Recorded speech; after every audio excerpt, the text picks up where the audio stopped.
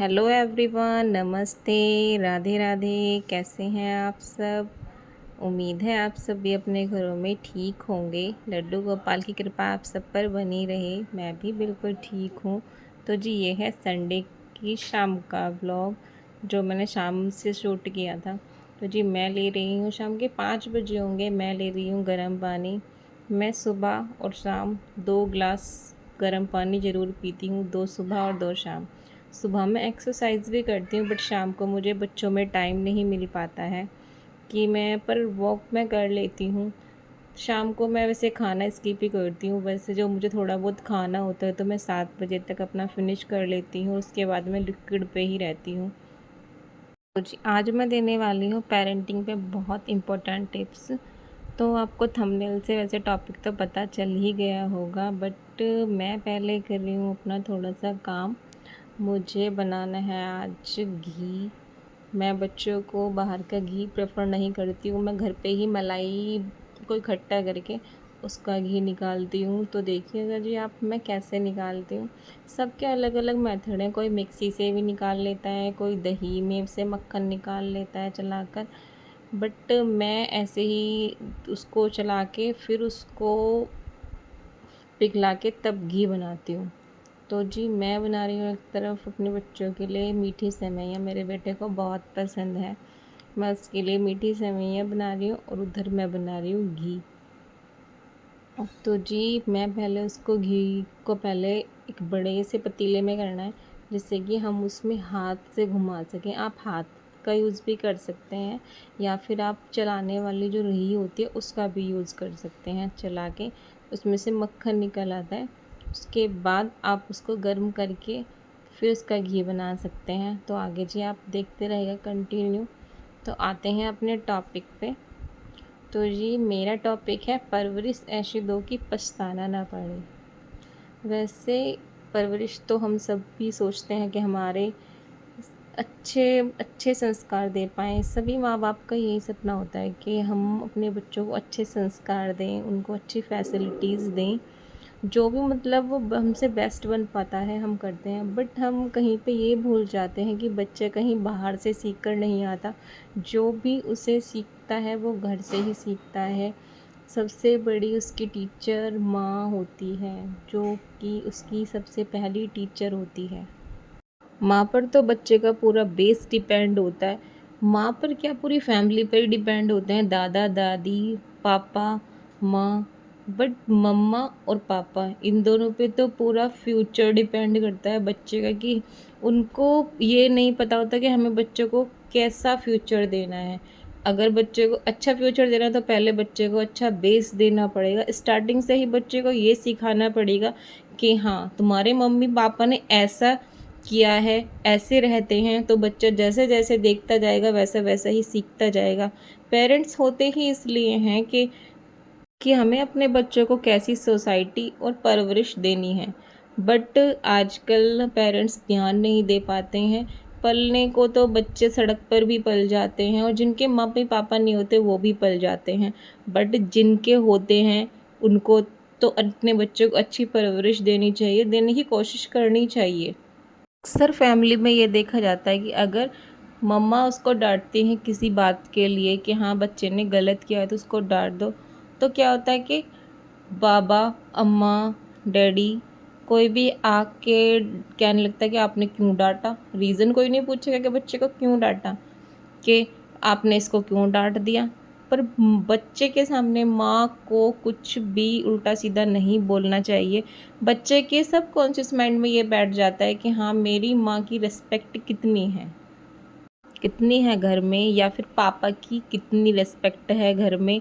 हमें बच्चे के सामने अपने आप को बहुत कॉन्शियस माइंड से यह देखना चाहिए कि हमारे बच्चे के ऊपर इसका क्या प्रभाव पड़ेगा। अगर दोनों लड़ते रहेंगे या बच्चों के सामने उल्टा सीधा बोलेंगे, तो बच्चों के माइंड में तो ये बैठेगा कि हाँ, मेरे पेरेंट्स तो ऐसे करते हैं, तो आगे आप क्या सोचते हैं कि बच्चे आपकी रिस्पेक्ट करेंगे?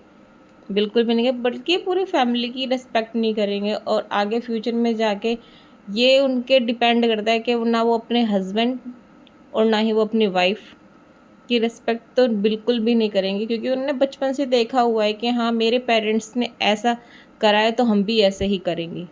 और घर में अगर बच्चे को कोई डांटता है तो सबका एक ही डिसीज़न होना चाहिए कि नहीं, आपने ये गलत किया है, आपको इसकी सॉरी मांगनी पड़ेगी। ना कि बाबा आ गए या अम्मा आ गए कि नहीं तुमने ये क्यों डांटा है या ऐसा क्यों किया है।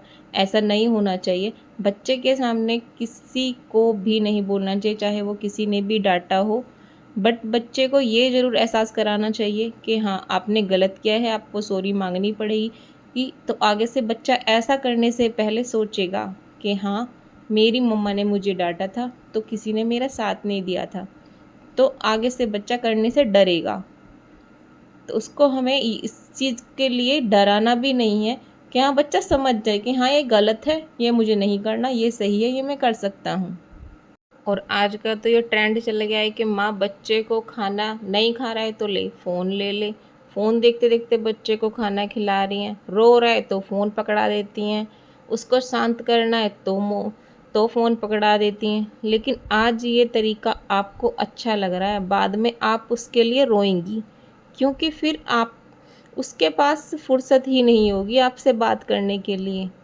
ऐसा बहुत से घरों में होता है, मैं ये नहीं कह रही सभी मम्मा ऐसे करती हैं, पेरेंट्स ऐसे करते हैं, बट हाँ 90% ऐसा होता है कि बच्चे के हाथ में फ़ोन पकड़ा देते हैं और मम्मा काम करने लग जाती हैं या अदर कोई भी काम करती हैं।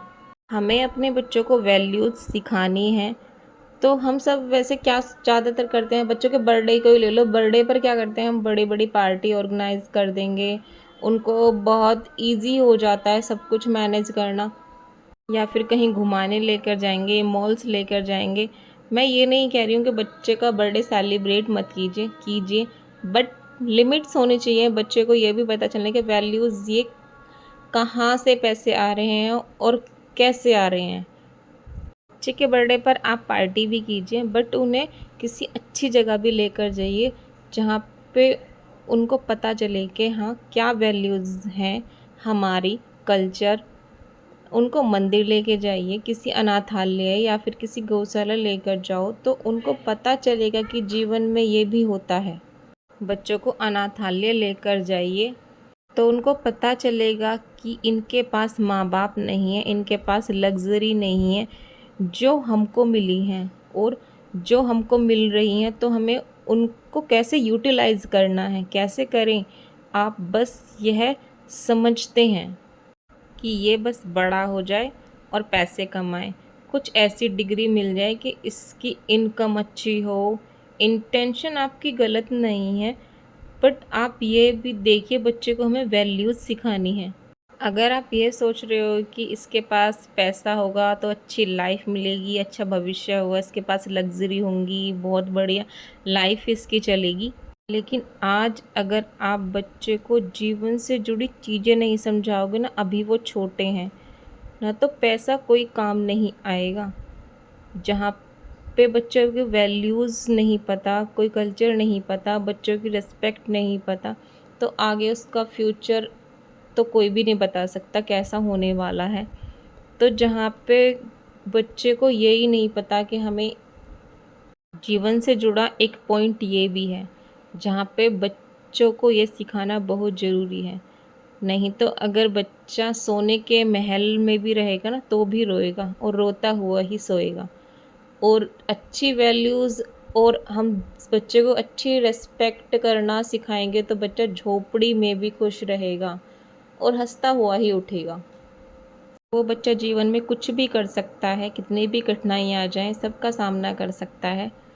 तो जी ठीक है, बाय बाय, मिलते हैं नेक्स्ट व्लॉग में नए पेरेंटिंग टिप्स के साथ। आपके लिए थोड़ी भी इंफॉर्मेटिव रही हो तो वीडियो को लाइक शेयर और कमेंट ज़रूर करना, चैनल को सब्सक्राइब ज़रूर कीजिए प्लीज़। मिलते हैं नेक्स्ट व्लॉग में। राधे राधे जी।